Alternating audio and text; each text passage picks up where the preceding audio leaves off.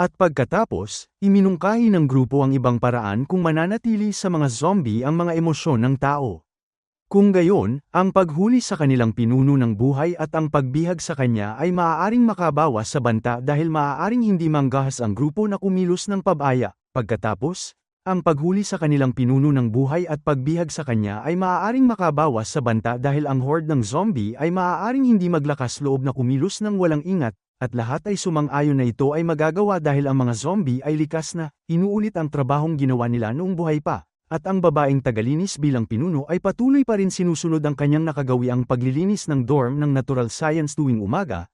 Ginagawa itong perpektong pagkakataon upang siya ay patayin ng buhay. At kahit na ang ideya ay tila napakadelikado, may pagkakataon nito kung isasagawa ng maingat. Gayunpaman, muling hinirang ni San ang kanyang sarili bilang pinuno at naghintay sa pagtatalaga ng mga tungkulin hanggang sa ang tanong kung sino ang magsisilbing bitag ay nagpasiklab ng away, at biglang sumigaw si Mock.